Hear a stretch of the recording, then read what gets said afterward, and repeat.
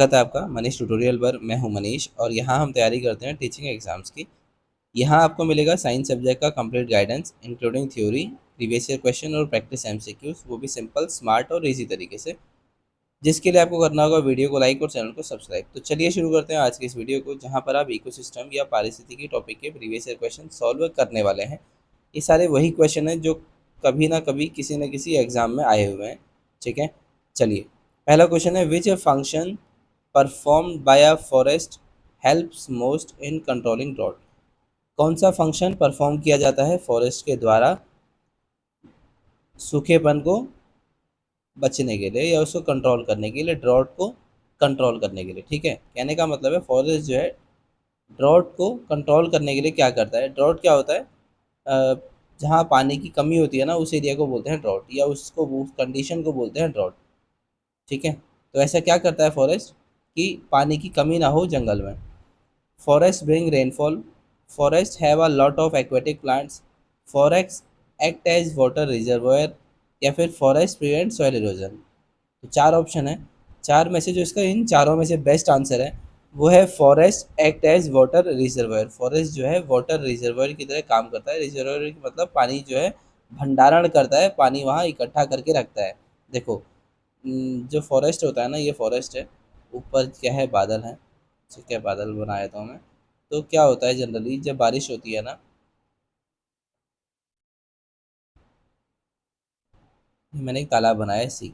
ठीक है, क्या होता है कि जब बारिश आती है ना, तो बारिश में क्या करते हैं, ये जो प्लांट्स है और ये सॉयल है, ये सब ना इस पानी को एब्जॉर्ब कर लेते हैं। ठीक है, पानी को एब्जॉर्ब कर लेते हैं और स्टोर कर लेते हैं, और कहाँ ले जाते हैं, नीचे पानी।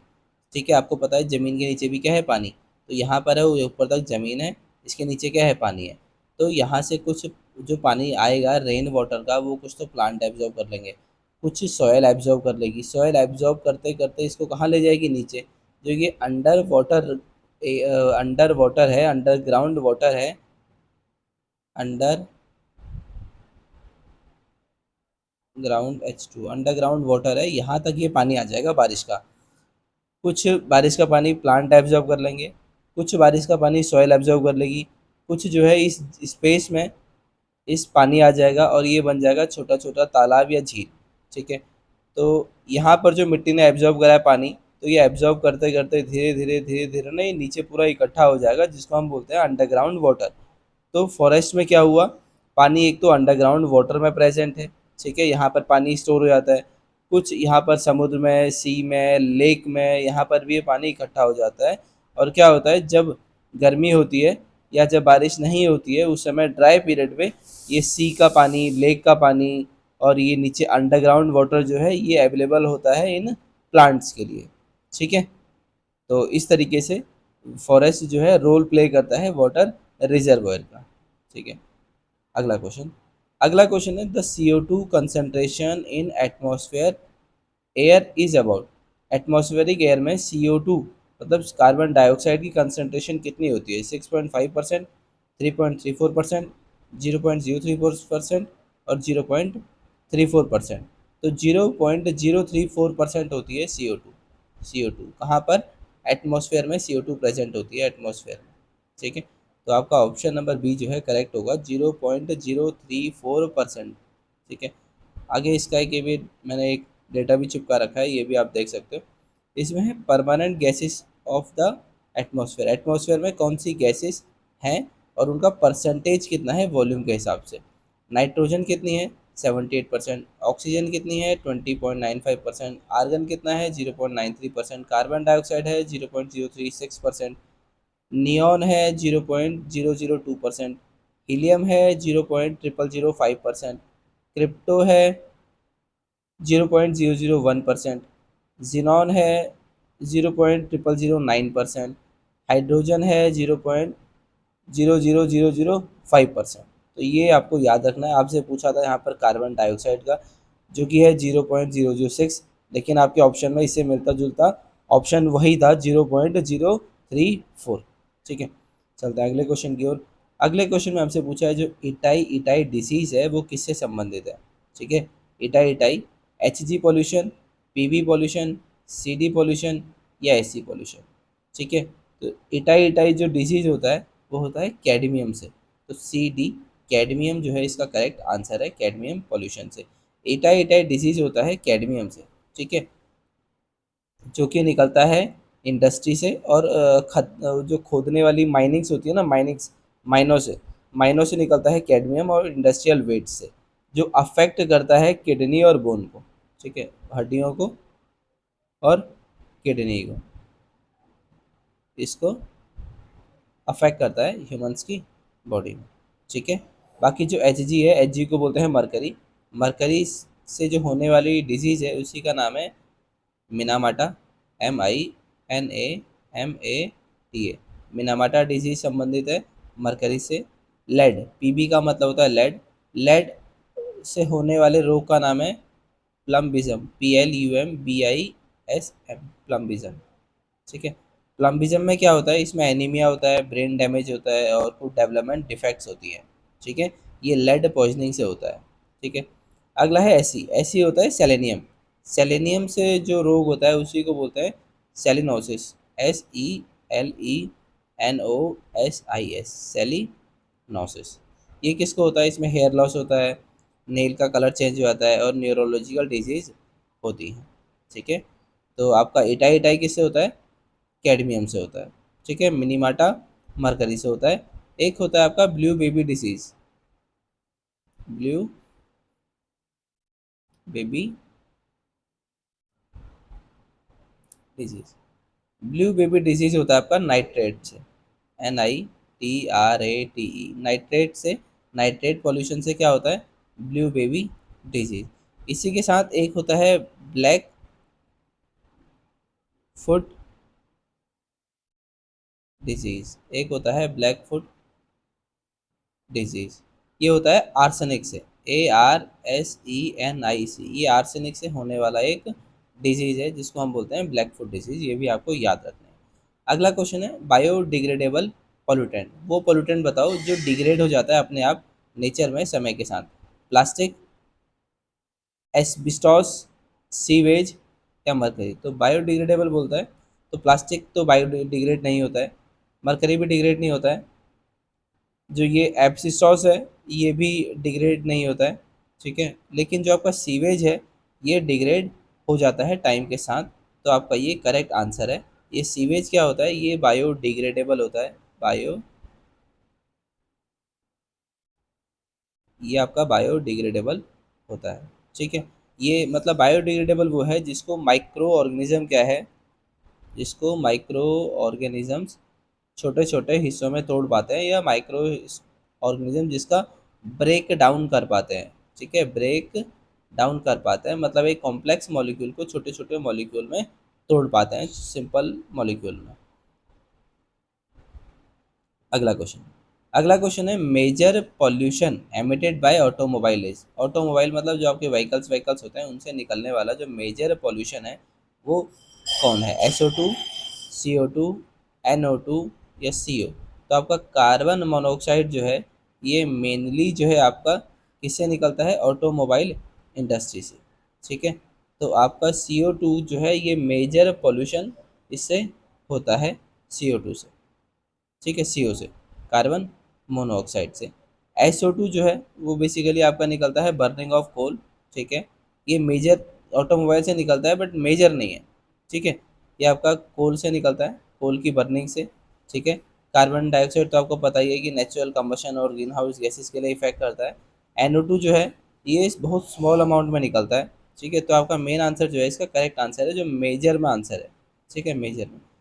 अगला क्वेश्चन है भोपाल गैस स्ट्रेटेजी, भोपाल ट्रेडेजी ऑन 3 दिसंबर 1984, मतलब 3 दिसंबर 1984 को जो भोपाल कांड हुआ था, भोपाल ट्रेडेजी, वो किसने किया था या कौन सी गैस उसके लिए रेस्पॉन्सिबल थी। मिथाइल आइसोसाइनेट, SO2, CO2 या NH3। ये डबल एस नहीं होगा, ये SO2 होगा, ठीक है। तो उसके लिए रेस्पॉन्सिबल जो गैस थी उसका नाम है मिथाइल आइसोसाइनेट। तो आपका ऑप्शन नंबर ए जो है करेक्ट इसका आंसर हो जाएगा, ठीक है। जो भोपाल गैस स्ट्रेटेजी है वो 3 दिसंबर 1984 को हुई थी और वो हुई थी मिथाइल आइसोसाइनेट गैस की वजह से, ठीक है। अगला क्वेश्चन है sewage infection of water will be demonstrated by cyst of. जो सीवेज वाटर का इन्फेक्शन है उसमें आपको किसके सिस्ट देखने को मिलते हैं, ठीक है। एंट अमीबा के, ई कोलाई के, सूडोमोनास के या लेशमानिया के। तो एंट अमीबा जो है उसके सिस्ट आपको पाए जाते हैं, जिस वाटर में अगर वो पाए जाते हैं, सीवेज वाटर में वो मेनली पाए जाते हैं, तो आप उसको कहते हो कि इसमें इन्फेक्शन है इसके सिस्ट का। ठीक है, इन्फेक्शन का मतलब वो चीज़ में प्रेजेंट होती है एक सर्टेन लिमिट से ज़्यादा। ठीक है, सीवेज वाटर में आपको एंट अमीबा के सिस्ट देखने को मिलते हैं। Sewage contamination of water is indicated by the presence of Entamoeba histolytica cyst. ठीक है, जो कि एक रोग करता है एमीबिक डायसेंट्री, AMOEBIC,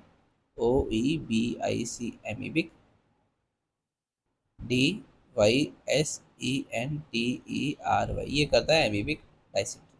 ठीक है, इकोलाई जो है, इकोलाई होता है फीसल कंटामिनेशन में, इकोलाई। ठीक है, ये सिस्ट नहीं बनाता है। सुडोमोनास जो होता है ये एक पैथोजन है जो सीवेज का इंडिकेटर है। ठीक है, अगला है लेशमानिया। लेशमानिया जो है ये सैंड फ्लाई बाइट से फैलता है, मतलब इस जो स्प्रेड होता है sand fly, SANDFLY, sand fly bite से ये स्प्रेड होता है। ठीक है, तो ये था आपके इसके एक्सप्लेनेशन। अगला क्वेश्चन है, indicator of is SO2 pollution of air. इसमें से कौन सा SO2 पॉल्यूशन का इंडिकेटर है एयर में, मतलब कौन बताएगा कि यहाँ की एयर में SO2 जो है वो एक लेवल से ज़्यादा है। लाइकन, फन, ब्लैक माउल्ट या मॉसिस। तो आपकी लाइकन है, ये इंडिकेटर होती है SO2 पॉल्यूशन का इंडिकेटर होती है। ठीक है, तो आपका ऑप्शन नंबर ए जो है करेक्ट आंसर होने वाला है। ठीक है, फन क्या है, फन SO2 इंडिकेटर नहीं है, फन्स होते हैं टेरिडोफाइट। ब्लैक माउल्ट क्या होता है, ये डैम्प कंडीशन में ग्रो करता है। ठीक है, मॉस जो होता है ये हैवी मेटल के लिए सेंसिटिव होता है। ठीक है, अगला क्वेश्चन, अगला क्वेश्चन है, ये आपको लिस्ट ए और लिस्ट बी दो दिए हुए हैं, इनको आपको मैचिंग करनी है। तो पहला है भगवान महावीर नेशनल पार्क। भगवान महावीर नेशनल पार्क है, ये कहाँ पर है, ये है गोवा में, आपका ये ऑप्शन करेक्ट हो जाएगा। अगला है Keoladeo bird sanctuary. Keoladeo bird sanctuary कहाँ है, भरतपुर राजस्थान में, ये आपका करेक्ट है। अगला है Nagarjuna Sagar national park. Nagarjuna Sagar national park कहाँ है आपका, हैदराबाद है। अगला है सुखना सेंचुरी। सुखना सेंचुरी कहाँ पर है, ये है चंडीगढ़ में। ठीक है, तो ये आपके चारों मैंने मैचिंग करा दी है, आप देख सकते हैं। अगला क्वेश्चन है, which of the following vehicular fuels is currently accepted as eco friendly. ठीक है, इनमें से कौन सा व्हीकल का फ्यूल इको फ्रेंडली माना जाता है। इको फ्रेंडली मतलब वो नेचर में कोई भी पॉल्यूशन जो है वो एनवायरनमेंट में नहीं करता है। डीजल है, पेट्रोल है, एलपीजी है और सीएनजी है। एलपीजी को बोलते हैं लिक्विफाइड पेट्रोलियम गैस, सीएनजी को बोलते हैं कॉम्प्रेस नेचुरल गैस। ये एम एक्स्ट्रा है यहाँ पे। ठीक है, टाइपिंग एरर है वो। तो जो सीएनजी है कॉम्प्रेस नेचुरल गैस, ये इको फ्रेंडली होती है नेचर में, ये कोई भी मतलब कंबशन के दौरान पॉल्यूशन क्रिएट नहीं करती है। ठीक है, अगला, अगला क्वेश्चन है फुल फॉर्म ऑफ बीओडी। जो बीओडी है इसका फुल फॉर्म बताना है। तो बीओडी होता है biological oxygen demand, biological oxygen demand, ozone demand, oxygen demand, biotic oxygen demand या बायोलॉजिकल ऑक्सीजन डेफिशिएंसी। तो जो बीओडी है, बीओडी का फुल फॉर्म होता है बायोलॉजिकल ऑक्सीजन डिमांड। तो आपका ऑप्शन नंबर बी जो है इसका करेक्ट आंसर होने वाला है। बीओडी जो है वो क्या बताता है, वो बताता है amount of oxygen required by microorganism to decompose organic matter in water। ठीक है, ये बताता है कि वाटर कितना पॉल्यूटेड है। ठीक है, और ये बताता क्या है, ये मेजर करता है कि कितना ऑक्सीजन लिया गया है ऑर्गेनिज्म के द्वारा कि जो ऑर्गेनिक मैटर है वाटर में उसको डिकम्पोज करने के लिए। ठीक है, तो ये था इसका एक्सप्लेनेशन जो मैंने आपको बता दिया। आगे आगे देखते हैं। अगला क्वेश्चन है, smog is form by combination of. Smog जो है वो किसका कॉम्बिनेशन है, डस्ट पार्टिकल और ह्यूमिडिटी का, स्मोक एंड फॉग का, ओजोन एंड ग्रिट का, एसपीएम या फिर एसिड रेन का। तो smoke plus fog is equal to smog, SMOG smog. Smog बनता है फॉग से और स्मोक से। ठीक है, SM जो है स्मोक का है, OG जो है फॉग का है। ठीक है, तो आपका ऑप्शन नंबर बी जो है यहाँ पर करेक्ट आंसर है। ठीक है, अगला क्वेश्चन है, सीएनजी चीफली कंटेन। सीएनजी में क्या होता है, सीएनजी में क्या कंटेन होता है, मिथेन होता है, इथेन होता है, प्रोपेन होता है, ऑक्सीजन होता है। तो जो सीएनजी होती है, सीएनजी में आपका मेनली क्या होता है, मीथेन। ठीक है, ऑप्शन नंबर ए जो है आपका करेक्ट आंसर होने वाला है। ठीक है, अगला क्वेश्चन। अगला क्वेश्चन है most dangerous metal pollutant from the automobile exhaust. Automobile से सबसे डेंजरस मेटल पॉल्यूटेंट जो निकलने वाला है वो कौन है? कॉपर है, कैडमियम है, मरकरी है, या लेड है? तो मेजर जो है वो होता है लेड, निकलने वाला होता है इससे। ठीक है, ऑटोमोबाइल इंडस्ट्री से या उसके एग्जॉस्ट से जो मेटल पोल्यूटेंट होता है मोस्ट डेंजरस वो है लेड। ठीक है, अगला क्वेश्चन है। अगला क्वेश्चन है which of the following release methane. इसमें से कौन सा ऑर्गेनिज्म जो है मिथेन को रिलीज करते हैं? कैटल्स, टर्माइट्स, राइस फील्ड, या ऑल ऑफ द अबव? तो आपका जो इसका करेक्ट आंसर होने वाला है वो होने वाला है ऑल ऑफ द अबव। ठीक है, मतलब कैटल जो होता है ये भी मिथेन रिलीज करते हैं, मिथेन का फॉर्मूला होता है CH4। टर्माइट्स भी CH4 रिलीज करते हैं, और राइस फील्ड से भी CH4 रिलीज होता है। ठीक है, कैटल कब रिलीज करते हैं? जब उनका डाइजेशन होता है या डाइजेस्टिव प्रोसेस के दौरान वो CH4 रिलीज करते हैं, डाइजेस्टिव प्रोसेस के दौरान, जिसमें होता है फर्मेंटेशन। फर्मेंटेशन के दौरान वो मीथेन रिलीज करते हैं। टर्माइट जब है, टर्माइट जब सेल्यूलोज का डाइजेशन करते हैं उस समय मीथेन गैस रिलीज होती है। राइस फील्ड में जब एन एरोबिक डिकम्पोजिशन होता है ऑर्गेनिक मैटर का, तब मतलब राइस फील्ड में होता है एन एरोबिक डिकम्पोजिशन जब होता है तब वहाँ पर मीथेन गैस रिलीज होती है। ठीक है, तो ये था राइस वाला। ठीक है, तो मैंने आपको तीनों का एक्सप्लेनेशन जो है यहाँ पर बता दिया है, तो आपका ऑप्शन नंबर डी जो है वो करेक्ट आंसर होने वाला है। ये था आज के इस वीडियो में, मिलते हैं आपसे नेक्स्ट वीडियो में। तब तक आप वीडियो को लाइक करिए और चैनल को सब्सक्राइब करिए।